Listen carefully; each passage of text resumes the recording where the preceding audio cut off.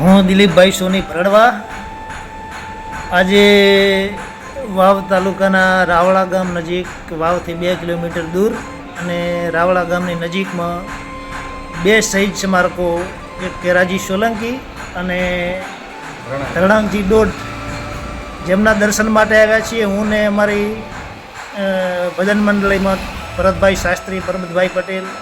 રામ રામ ભરતભાઈ શાસ્ત્રી પધારો.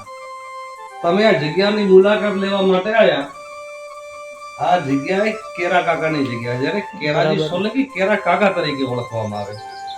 આપણે નામના સાંભળીને આવ્યા ને એક આવો તમે, હું એમનું દર્શન કરાવું અને એમનો ઇતિહાસ તમને કહું. સૌ પહેલા તો દરેકને દર્શન કરાવો કે શાસ્ત્રો એમને નથી કીધું ધડ ધીંગાણે જેના માથા મસાણે એના પાળિયા થઈ પૂજાવું ઘડવૈયા મારે ઠાકોરજી નથી થાવું.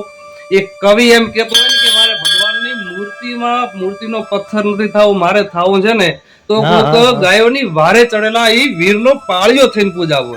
એટલે એવો સૌભાગ્યશાળી જે પાળિયો બરાબર વીર કેરાજી કાકા. આવો તમને હું બતાવો, દર્શન કરાવો. સરસ સરસ, બહુ સરસ જગ્યા એટલી વિશાળ જગ્યા છે. સોલંકીઓએ પોતાના કુલભૂષણ કેરાજી સોલંકી, અને એવું નથી કે મળદ હોય, મળદ મૂંછાળો, આ તો મૂંછો વગરના હતા. ભગવાને જેને મૂંછ નથી આપીને તેમ છતાં જે સુરવીરતા, અહીંથી કમસે કમ 3 કિલોમીટર આગળ જેમનું લડતા લડતા માથું પડ્યું, આ જગ્યાએ ધડ આવ્યો.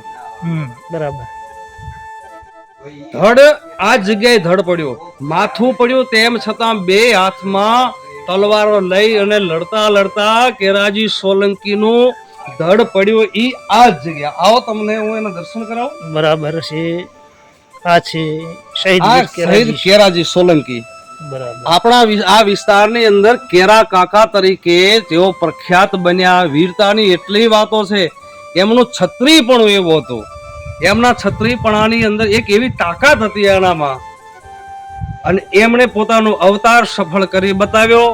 પાછળની પેઢીઓ, સોલંકીઓની પાછળની પેઢીઓ માટે એક ઇતિહાસ મૂકીને ગયા છે. એમ કહેવાય કે જો ધર્મના ધીંગાણે ચડવા માટે સાચો છત્રી જુએ. તમે મારા સંતાનો, ભાવિ પેઢી, અત્યારે હવે હું ધર્મનું રક્ષણ કરતો કરતો ખપી ગયો, એના પાછળ તમે ધર્મના માર્ગે ચાલી અને ધર્મને બચાવશો ને તો મારો આત્મા ખૂબ ખુશ થશે. આ પ્રતિમા છે આ કેરાજી સોલંકી. આ ક્ષત્રિય વીર ભૂષણ જેને કહેવાય છે, કેરાજી સોલંકી. આવો સાથમાં જે એમની સાથમાં હતા એ શહીદ વીર ધારણજી ડોડ, કે જેઓ ડોડ જાતના રાજપૂત હતા. કેરો કાકો સોલંકી હતા. એમનું પણ વાર કરતા કરતા એમનું પણ મસ્તક અને ધડ આ જગ્યાએ પડેલો. એના પછી અનાવરણ વિધિ કરી અને મંદિર બનાવ્યું. અને આ તમે જોઈ રહ્યા ચારે બાજુ બાગ બગીચો, એની શોભા બનાવી. અને આ દ્વારા જગતને સંદેશો આપ્યો છે. સંદેશો એ આપ્યો છે કે ધર્મનું ધીંગાણું ખેલવા માટે એ છત્રાણીનું દૂધ જોઈએ. હાથમાં તલવાર લઈ અને ગાયોની વારે પોતાનું બલિદાન દેનાર એ વીર કેરાજી સોલંકી અને ધારણજી ડોડ. આ જગતનો ઇતિહાસ એ બતાવે છે ક્ષત્રિયોને પોતાના ધર્મનું રક્ષણ કઈ રીતે કરવું, અને ધર્મ માટે ક્ષત્રિયનો દીકરો શું ન કરે, ગાયો માટે ક્ષત્રિયનો દીકરો શું ન કરે. એક સોલંકી વીર કેરાજી સોલંકી સાબિત કરી બતાવ્યું. અને પોતાની પાછળની પેઢીઓને કહે છે, એક ઉદાહરણ આપે છે કે અમે મનુષ્ય હતા, અમારે જીવવું હતું, પણ જો ધર્મની વાત આવે ને તો સાચો ક્ષત્રિયનો દીકરો આ ધર્મ માટે કરી પોતાનું બલિદાન દેતા અચકાય નહીં. એ સાબિત કરી બતાવ્યું. આવો તમને હું એમનો લેખ બતાવું. સરસ. આવો, તમારો કેમેરો લાવો અહીંયા. કઈ સાલમાં? તો વાવની ધરતી ઉપર પુના સતારાના ગાયકવાડ પેશવાએ વિક્રમ સંવત 1466 પોતાની સેના સાથે આક્રમણ કર્યું.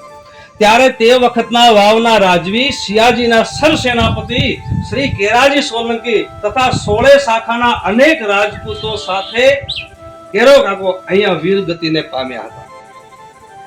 આ યુદ્ધમાં કેરાજી સોલંકીનું મસ્તક હાલના હિંગળાજ માતાજીના મંદિર પાસે પડ્યું અને ધડ બે હાથમાં તરવાર લઈ લડતું લડતું આ સ્થળ ઉપર પડ્યું અને પેશવાને કારમી હાર આપી અને કેરાજી સોલંકી પોતાની શહીદતા વહોરી છે. વાહ, પોતાના સરસ. દેહનું બલિદાન દીધું ધર્મ માટે. હવે જે ધારણજી જે દોડ છે, આવો વાવની ધરતી ઉપર અમદાવાદના સુબા બાબી બાદર ખાને વિક્રમ સંવત 1412 માં પોતાની સેના સાથે આક્રમણ કર્યું. ત્યારે તે વખતના વાવના રાજવી વજાજીના સરસેનાપતિ ધારણજી ડોડે પોતાનું અતુલ બળ વાપરી પોતાના 52 ભાઈ અને ભત્રીજાઓ સાથે આ સ્થળ ઉપર પોતે વીરગતિને પામ્યા. બહુ સરસ. હા, આ સ્થળ ઉપર ધારણજીનું માથું પડ્યું અને ધડ લડ્યું અને બાબી બાદર ખાનને કારમી હાર આપી અને પોતે શહીદી વહોરી છે. ધન છે કળીકાળના રાજપૂતોને, ધન છે કેરાજી સોલંકીને, ધન છે ધારણજી ડોડને. અને એમના ઇતિહાસ ઉપરથી દરેકને મારી વિનંતી, ખરેખર ક્ષત્રિય હોવ. ક્ષત્રિયનો પ્રથમ એની ફરજ આવે ધર્મનું રક્ષણ કરવાની.